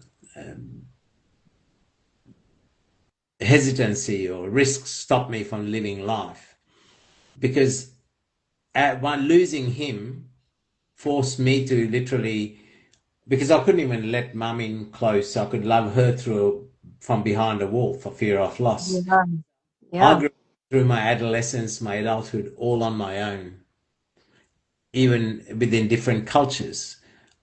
I found my own way through that, which has made me the person I am. If he was around, I probably wouldn't be that person that I am. So it's good to be able to see that silver lining. Yes, given the choice, I would love my father here right now. Yeah. Yeah, of course. And I think it's important too what you just touched on about the being so afraid when you lose when you're a young child and you lose a parent. And Mm. that was, your safety. In a lot of cases your parents are your safety. And once that's pulled away from you, you have another parent. In some situations there's another parent, but you are terrified that Mm. at any moment that you will lose that. And like you said, like you said, I loved my mother behind a wall. And I don't think I don't think anyone like sometimes understands that connection to it. You're always afraid of the next shoe dropping or who's Mm. next or what, and you do live in a kind of fear. And it's about kind of, I'm trying to think of the word for loss of a better word, integrating that fear and anxiety and pain and learning to kind of walk out from behind that. And it takes years and years and years to do, but there is something to be said for being a small child. You're not just losing one parent, you might have another parent, but you also have lost innocence and safety and security, and you're not having the same type of relationship with your parent as you would have had if that didn't happen. Ultimately, it was nearly 20 years when I found the courage and the strength, 20 years later, that I found the courage and the strength to step outside of that wall and love my mother all she deserved. 20 years. Yeah, Even though I could see the pain it caused her. She understood why, of but never. course. Yeah, And she was only 40 when she was widowed as well. Right? For 44 yeah, years, she lived after that. And in those 44 years, her love was so strong, she never even went out for a cup of coffee with another person, another man. Her life was the three kids, the grandkids, the great grandkids. yeah. I think when, like I said, everybody goes about tragedy and loss. You have to do what you have to do in those moments, and I don't believe there is a right way or a wrong way. But like you're saying, in your mother's case, she was very young and she lost her everything, and then she kind of had to put that all into somewhere else. And Mm. I mean, that's what you have to find a way to cope. You have to, Yeah. but I think you cope still behind the wall, Mm. for so long. And then it's about the re-tearing down or breaking down of those walls. And Yeah. that's also a beautiful thing in itself. But yeah, I find that time, everyone's like, oh, time heals. Yeah. And in a way, sure, time does put space between you and the pain, but not in the way that, so many years out and like, oh, now I'm good. It's always, going to be a part of you. It's Yeah. always going to be, it's now just in your fabric, in your being, in your soul, no matter who you meet, no matter where you go, no matter what you do. So we find ways to incorporate it and share it and write about it and sing about it and Yeah. everything else. And everything is a double-edged sword, right? So the pain I could see the pain it was causing my mum, who devoted her life to the three kids and setting us on a foundation, much like you did. Um, but for me, not being able to give her the love she deserved without that wall between, it was eating at me too, because I could see what I was doing, especially in Yeah. in the wild years of my growth, and dealing with everything on my own, but not being as much as she wanted to be there. I could only let her be there from the other side So of that, much. which is a Yeah, double. It was hurting me as much as it was hurting her. right. And then when Yeah. I walked out of that wall, I think nothing can bring back the years lost, but I think the elation was in our own hearts. We didn't have to share it, but in our own hearts, the relief was phenomenal. Yeah, I was just reading the comments on here. The Nature of Ash said, time only changes the flavor. Yes. And yeah, I think that's a perfect way to encapsulate that right there. It does. I mean, it's always different. It's always shifting. It's always changing shape and form and flavor. Um, I think too, when from my experience being, I was 38 years old when I was widowed. I Mm. had a 10-year-old and a 14-year-old. And, you know, um, you're just in shock. You're just, he was, it was very unexpected. It was nothing anybody knew. It happened very, very quickly. And it was just very traumatic, the entire thing. So, my children woke up or went to bed the night before, and then they didn't see him ever again. Mm. So you kind of live in this code. We all were bouncing off each other, the grief and the anger and the everything. And it's just, like I said, we went through hell because it feels like that sometimes. But as you move along through the process, and like you said, now they're, oh my goodness, they're 19 and 23. But now, like standing on the other edge of it, you see, like even when my son said, like I know that I kind of put you through heck, and it's like, I know because you were in so much pain. Like, how could you not have? So there's this little secret, code I think that you all go through, especially when you're under the same roof. And I'm sure your mother and you even had the same kind of thing, like you just experienced such a life-changing, altering thing, and everybody kind of goes off.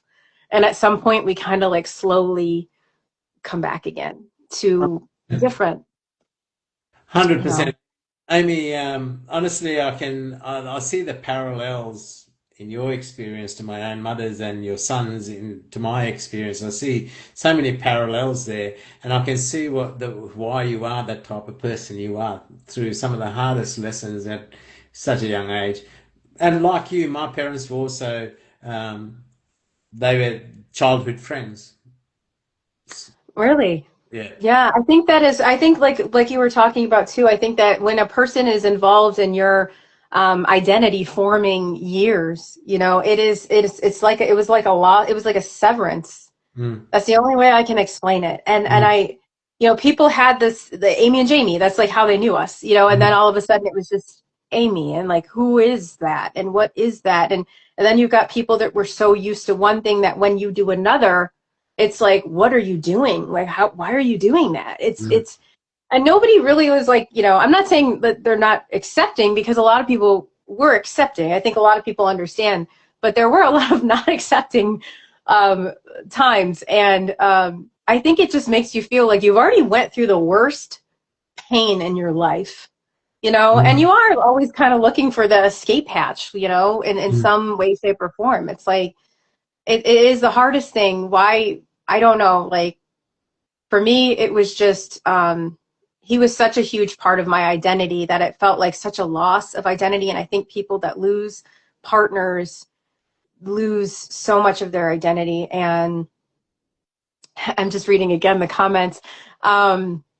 Yeah, hardly do we speak of such things. I think that is true. And I think that is also why it was so, why I felt like I needed to put this down. And I wrote East Coast Heartbreak because I'm like, I'm a young widow who's fumbling, through, I'm running away to the East Coast. I'm running away to the ocean. I'm running wherever I can. I'm finding places that I'm forming my identity.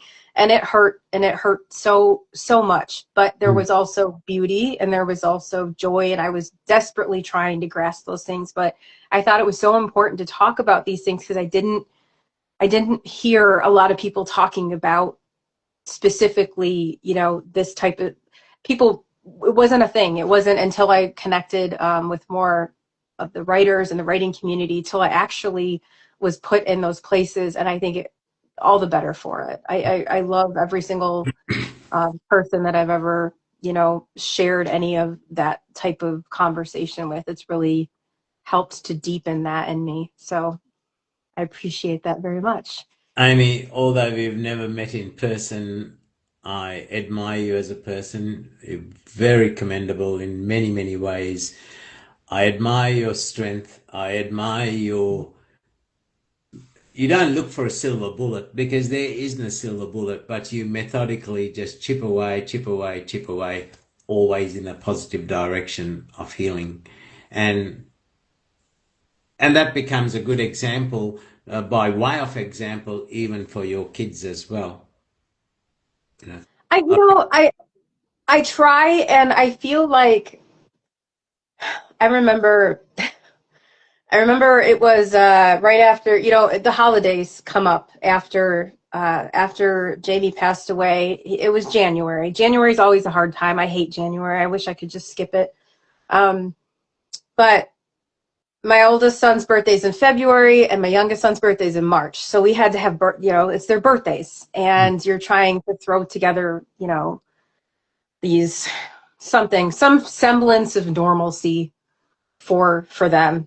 And I remember going up to a store, and I worked at the school at the time, and this mother, this coworker of mine, she also worked at the store part-time, and I'm walking out in the parking lot with like decorations, and she comes up and she puts her arm on me and she's like, I just want to say you are so incredible and so strong. And I did not feel any of those things.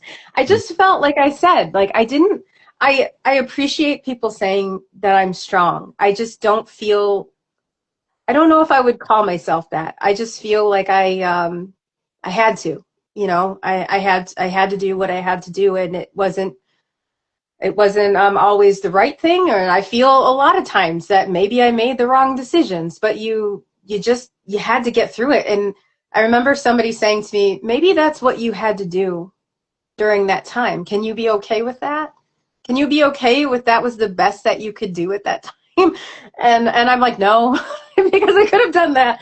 But I do feel like, I do appreciate you saying there is strength. I just don't know if I see it in myself, if that makes sense. Often the quiet strength that we exhibit, that we have, is the most lasting. E.g., if I'm standing on a diving board or on a cliff face and I want to dive into the ocean, if I've got no fear of heights, if I've got no fear, that dive is easy. Yeah. But feeling the fear of heights, the feeling the risk, and then taking that dive takes that quiet, purposeful strength. Right? Yeah. Feeling your grief, but finding that quiet strength to celebrate your children's birthday following shortly after. And again, I relate closely with that because my father passed away on the 21st of December. My mother passed away on Mother's Day. So I remember that, yeah. when the nations celebrate their mothers, I'm grieving the loss of my mother. When people celebrate Christmas, and when I had kids, my son and so forth, I wanted to give them the Christmases that my parents gave us. Right. And I had to park my grief and still decorate the house, do the present thing, and celebrate that whole Christmas period, that whole festive season. Although I was breaking inside. Yeah, you're just trying. This 11, 12-year-old kid burying his father on the 23rd of December. Meanwhile, I'm the father now, bringing joy to. Yeah. So that quiet strength, and I think I can see that, but sometimes when we don't see it in ourselves, gets us to keeps feeding that fire to keep growing and to keep persevering. So don't discredit yourself, Amy, because you've turned out, as I said before, through the pain and the grief, you've blossomed into you're blossoming into the best person you can ever be. I've seen that growth in the last 5 years that I've known you, and I'm sure people who've known you longer would probably have seen it even more. People like Robert, for I appreciate that very much. I did write a poem about this particular, what we're talking about with my son, my youngest son. So I'm gonna, if you don't mind, I think it goes along with what we're talking about right now. Beautiful. And just, yeah, so I'll read that one right now. It's called Unripen. The peach tree dumped more unripe peaches in the yard this year, as if it too had grown tired of trying to ripen things with time. We were out there gathering what it had decided to give up. Plastic bag tied around your arm, with years stretched behind you like shadows across the wet grass. I think I was afraid when I was 10, you said. And I thought, so was I, just older. From the deck speaker, we heard the counting crows singing about lions and lambs, like someone else was narrating us years before we were born. The way they slip the truth into the chorus always breaks me. Your tenacity makes me think of Camus, the idea that even in the hard center of winter, that there's a heat in us that can't be extinguished. What if the calendar soured in the sun, just days, just debt, just lists of what never ripened? The tree keeps weeping bitter fruit. The hands gathering them are older, but not wiser, just more tired. Grief isn't the hour that they leave. It's the years that follow, when no one else shows up to clean the yard. Only you, only me. And I remember how we stopped drawing lines between sleep and survival sometime that first year. Days I sat fully clothed inside the bathtub and watched the mirror fog over, tracing my limits in steam, until they wept themselves back into water. You learned to live inside the residue. Grief wasn't sacred, it was mundane. It made me better at reading the room. It lived inside a t-shirt I didn't wash for 3 months because it still smelled like before. It lived inside me, it became me. To fall asleep was surrender. To stay awake was evidence you once mattered to someone, and pain could prove it. You learn to accept that love is often unspectacular, that epiphanies happen at CVS under fluorescent lighting. Through every half-birthday I ached while watching my sons become men. I still feel like a child at the edge of loss. And I know that eventually grief will make poets of everyone. You're taller than me now, and we both pretend that doesn't make me cry. Today was just a bowl of spoiled peaches and the sound of your voice, lower than I remember, saying, it's weird to remember, and me saying it's weirder not to. The music cracked on again about staying up too late, and I thought, we do, we have, we will. We stay up through decades, picking up whatever falls, saying we still want the world, even now. But behind a cautious smile remains a quiet question. Will they leave us too? You learn to live inside the residue. No truer statement, right? And you got to live and keep persevering, right? And that's a beautiful line, amazing line. Thank you. And as you said, from your eyes as the adults, and then from their eyes as the young adolescents, they had to learn to live, we both, all three, had to learn to live within that residue and let the seeds flourish, to continue to flourish. Yeah, I think just kind of every year the peach tree, I got this peach tree, and it's way too cold in Michigan for a peach tree, but I loved it. When I went to Savannah, I fell in love with the peach trees, and I never want to take it down, but it dumps these unripened, and they just get gushy and mushy, and I always have to like enlist, my son to go out there and help me pick it up. And this has been something we've been doing, and it just, reflected back into here we are. It's just, how they talk about everybody kind of rushes in the beginning, but then, and some people have a beautiful village, and they do, and some of us don't.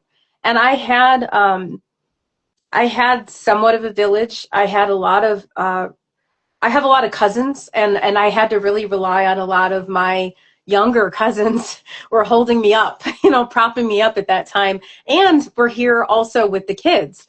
And so, later on, everybody, life goes on and people have to live their lives, and it's just you, it's just me, that was the thing. But yet now we can actually reflect on it. We're actually talking about it, where I think the years before we were just not. So yeah, it's just kind of like all those things we were just talking about. And also about being cautious. We want the world, even now, even after heartbreak, we still have this drive inside of us, all of us, but we're scared, of, will they leave us too? And I know, and that's something that everyone, faces. But yeah, just connecting on that level, and all of the things that just through the years, and the grief, and the peaches.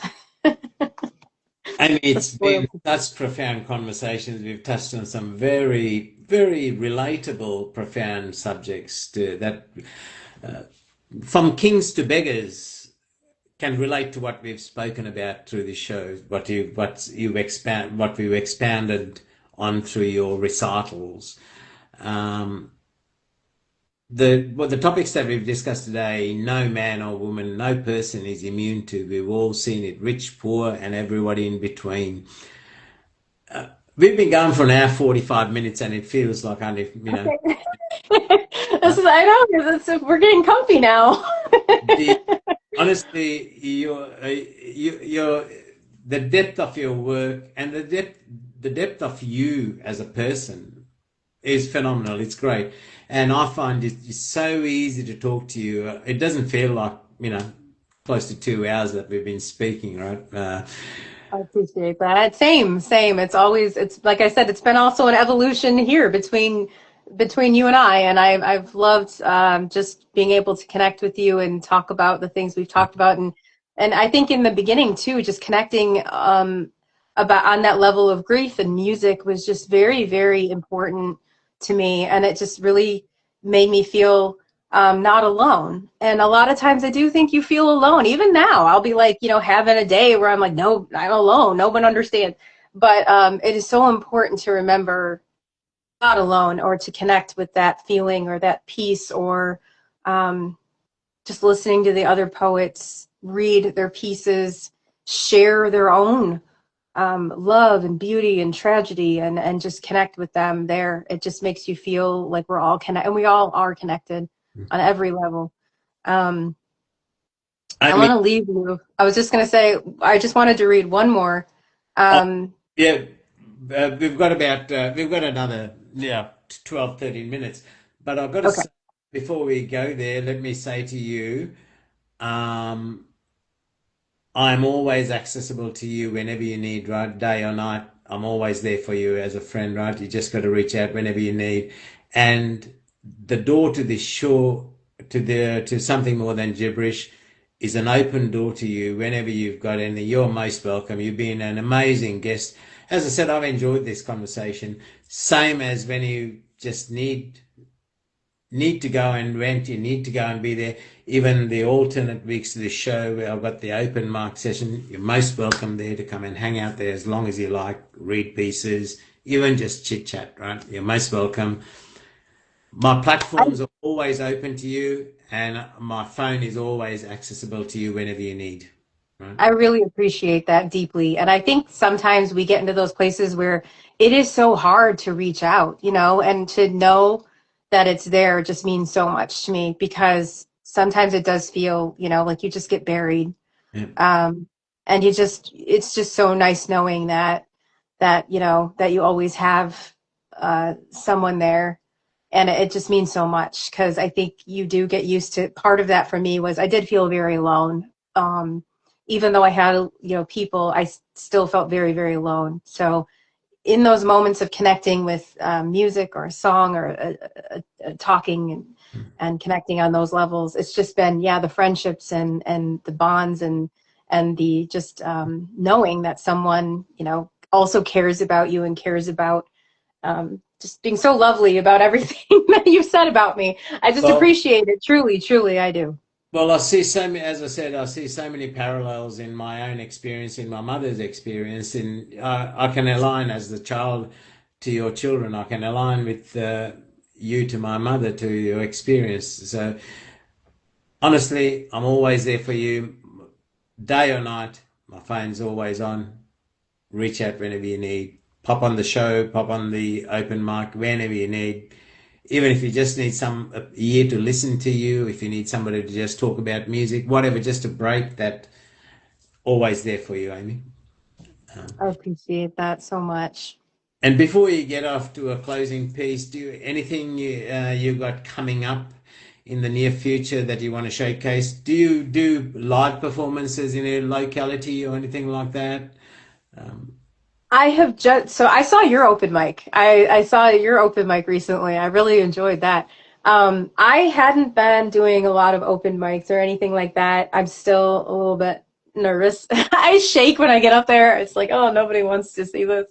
But I've gotten more and more comfortable. And so at the book launch, I, you know, did some open mic things. And also there are some people that I've been talking with, and I was trying to get out of state. There was someone who asked me to come. Unfortunately, something that's going on with my son is also going on at that time. So there was a bit of a time thing, but I have been kind of expanding in that. People have kind of thrown out some things. So yeah, it sounds like in the future there might be some of that aspect too. There's an art show that I'm going to that's like a few hours from me next weekend. So there's performances there. I don't think there's open mic there, but they do have like musical performances and your like author meet and greets and stuff like that. So I've been kind of like trying to just promote the book, but also to try to get into new like elements out of my element and into, you know, things I'm not being comfortable with being uncomfortable, right? Like, that's what we have to do. well, you recited a lot of pieces today, and honestly, your delivery was faultless. You loved the cadence. I love the clarity of your enunciation. Your cadence allowed the message enough time for the message to sink in. I was just drawn into every recital you did today, you know, Oh, I and appreciate that. you did a lot. So don't ever second guess your worthiness or your skills in your spoken word. Um, I've learned to slow down a bit, and I love the performance pieces that people when they do the open mics, and I just love watching like the cadence and their delivery.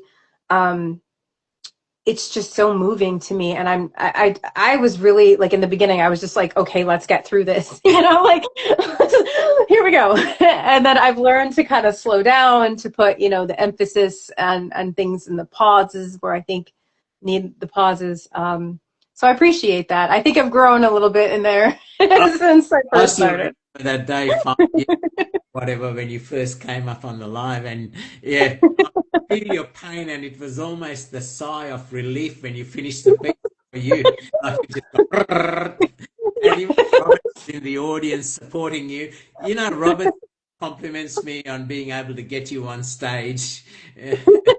On Yeah, you were like, I don't know what it was. I just was like, okay, I'll do it. And I was like, what did I just agree to? I don't even know what I said. Like, why am I saying that? But you were I was very comfortable. I think it was you and I think Andy Morales was there. And there was like two or three people, and I was just terrified. And everybody was so kind and so lovely. And yeah, from there I have grown and I have recited more. So I appreciate that. I credit you for telling me. I trusted. I was like, I will do this, and it was yeah, it was definitely an accomplishment that I was very happy to have gotten over a little bit of that fear of you know, performance anxiety there. I'm glad you trusted me and did put I that button did. up, because you know, it's gone a long way. would you believe now, Tom DeSaro is a prolific writer and he writes so Yep. much. The only time he's been shown his face that I know of was on something more than gibberish. Really? Yeah. Okay. Yeah. Yeah, that's amazing. It's like, I don't know, sometimes it's easier to write behind, like a right behind the glass than it is to like for some people it's I don't know, I was just always kind of like afraid. I don't know. I've always had that kind of like stage fright type of mentality, and I see it just flow from people so beautifully, so naturally, so much talent, and I'm just like, I don't know if I can do that. So, but I have learned a lot. I do appreciate you giving me the opportunity to come on and share my writing and my poetry, my stories, music, life, all of it. I just really appreciate it so That's much. one of the things I try to do with this show is something more than gibberish, is to showcase Yeah, the person behind the writing as well. Through these conversations we've had, I think it showcases who you are, who is Amy as a person, what are her drivers, and I think that's quite important. You know. thank you. I appreciate it again. Um, Well, so I'm gonna leave you with I think this last one here from Livewire. Um, this is called Love Field, and it's based off of Love Field in Dallas. And so this is kind of a dream. The end of the book kind of leaves you. There's this poem, and then there's Soft Apocalypse, and it kind of leaves you in a dream state of like, what's going to happen? We don't know. Anything is possible. So this is Love Field, and I'll leave you with that. I had that dream about you again last night. You said, meet me at Love Field because I want to break open like the world did that one day in Dallas. And I come looking for you like a country that lost its future. Too slow, too late. Still hoping the motorcade turns around. I drove there like it mattered. You're the only person I do this for. The only one who ever made me feel that maybe I wasn't already past saving. We lied down with our backs pressed flat against the hot tarmac, clinging to our shirts, and watched those metal herons scrape open the sky. I thought how bizarre it is that anything this heavy could still take flight. You turned to me and said, it's louder when they leave. And I didn't ask what you meant because I already know. I said, you think these are still the ones from 63? And you laughed, which was the whole point. I think you know I really didn't care about the planes. You traced circles on the inside of my wrist like it was a map that could take you anywhere but here. We talked about how the ancient Greeks had so many words for ruin and so few for salvation. Even that was conditional, soteria, to save, but only if there was something left to hold. Everything in me wants to name the green in your eyes, the green that your eyes turns here.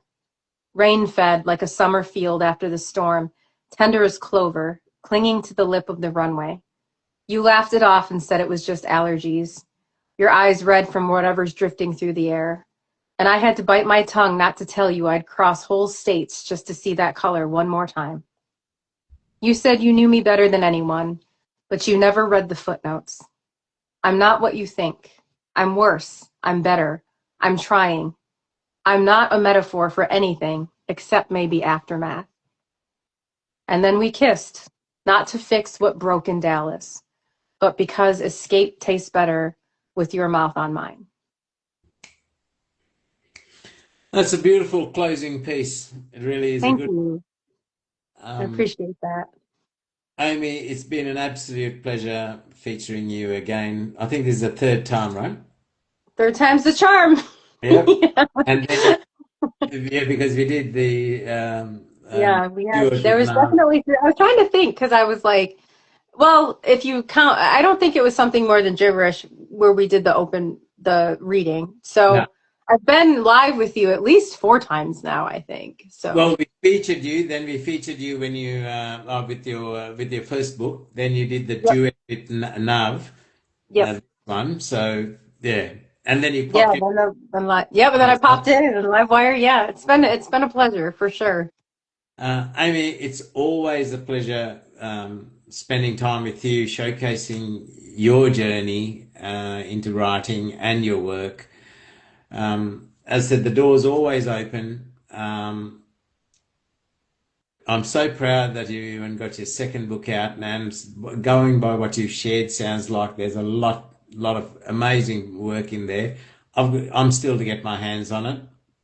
Uh, and I wish you all the very best with your continued writing, with your guitar, with your bass guitar, with your dancing, with everything that you do.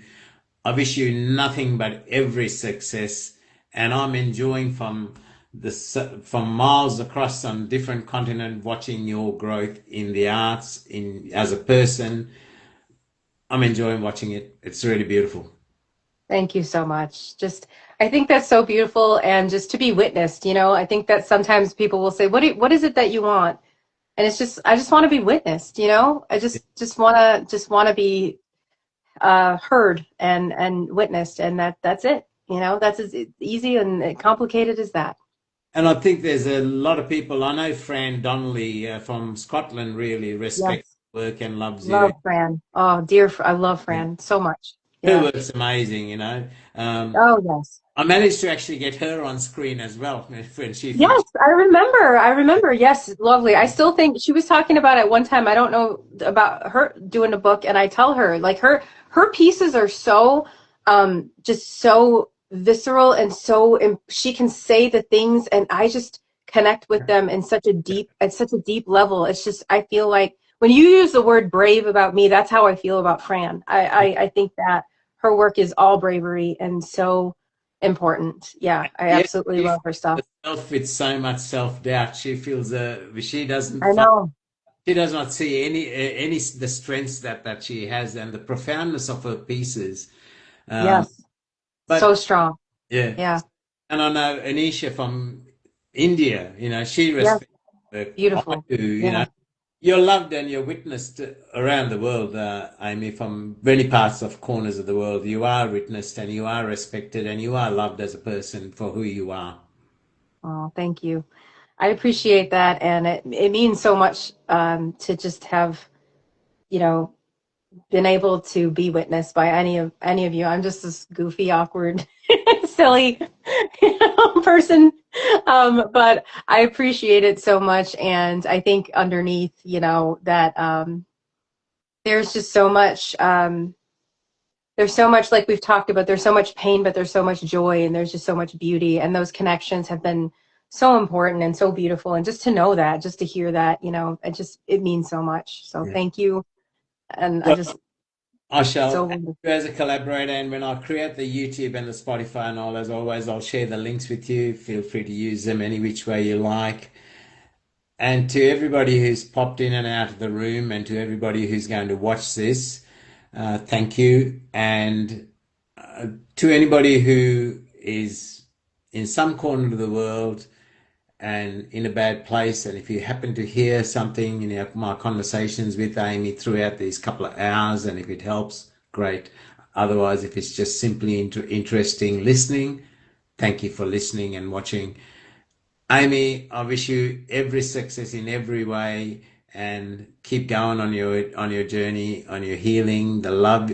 Through your healing, you help many others heal as well, through your words, right? Through your actions, through who you are. Sometimes in just doing what we do, you don't know who's watching that and learning and helping their own growth. I appreciate that, and I think that they've helped me so much too, and I just appreciate all of them, and I'm so excited to your I think is Angela your next. Yes. Yeah, so I'm excited for that too, and just all, like I said, I think it's just so beautiful that everybody's kind of been able to have that kind of, cyclical cycle where it helps us to be able to share as much as it, like you said, it's reaching other people, but it also helps us. So Now here's another interesting tidbit. Angela Sam, who's been reading stuff on lives for many, many, many years, she'd never been and performed in person, and I managed to drag her out. Then the bugs bit yes, me. I remember you telling me. Yes. She'll sometimes if you haven't been for a couple of weeks, she'll ping me and say, "Hey, Rainy, we're going to a live this week." She loves it, you know. I love that. I love that. I love to hear that. And it makes me feel a little bit braver too. Yeah. Like I want to, and I love, I just want to say again, I really appreciate just, you talking with me about things that I think are just really important about the grief and loss and love and the music and all of it. It's been just a pleasure. And everybody who's commented or resonated with it in any way, it just means the world. So thank you for letting me come and just talk to you and read my poetry and kind of flash fiction-ish pieces. My absolute pleasure, and these doors are always open to you on the show, Amy. Right? Appreciate that so much. We got 4 more spots free between now and the Christmas show on the 11th of December. I'm booked up at Okay.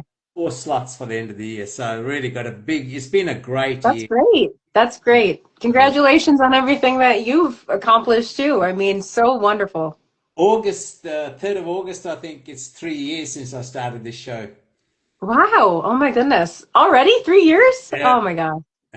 That's I'm up great. to it. Congratulations. Yeah, Yeah. it's going well. And look, it's a two-edged sword. I'm privileged to get to know so many people that I respect within this community, to get to know the other side of them, their drivers, who they are as a person, who's the person behind the writing.